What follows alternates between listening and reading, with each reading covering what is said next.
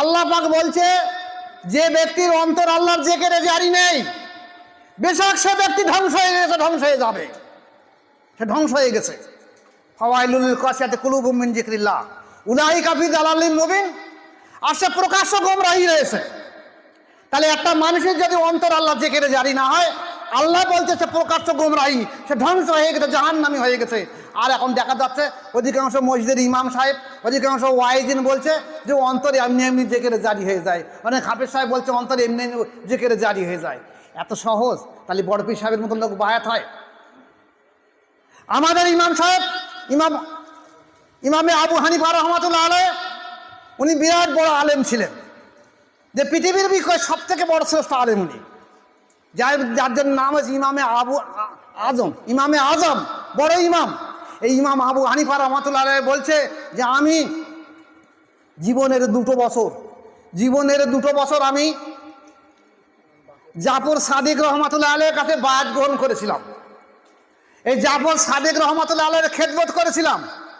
যদি এই 2 বছর ইমাম জাফর সাদিক রহমাতুল্লাহর কাছে বায়াত গ্রহণ করে খেদমত না করতাম, তাহলে আমি আবু হানিফা রহমাতুল্লাহ আলাইহি জাহান্নামী হয়ে যেতাম।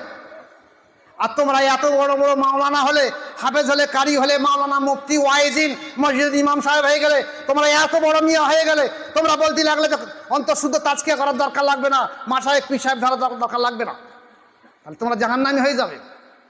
আজকাল যদি কোনো ব্যক্তি কোনো ইমাম সাহেবকে জিজ্ঞাসা করে, হুজুর আমি এই যে নামাজ পড়ছি, এই নামাজের দায়িত্বটা তো আপনার আল্লাহর কাছে পৌঁছে দিয়ে দেওয়ার জন্য, আপনি কি আল্লাহকে চেনেন?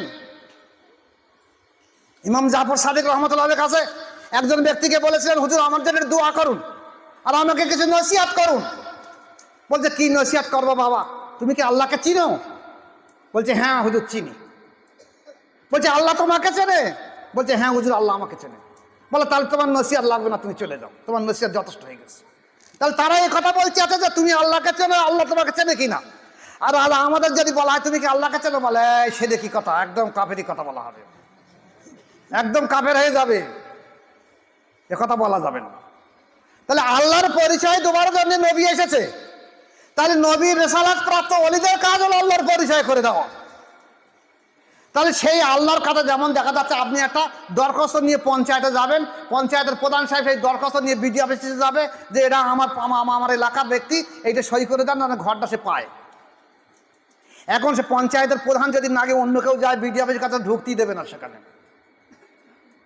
তাহলে প্রধান গিয়ে দরখাস্তগুলো নিয়ে বিডিওর কাছ থেকে সই করে আনবে। তা আপনি যে মসজিদের ইমাম সাহেব,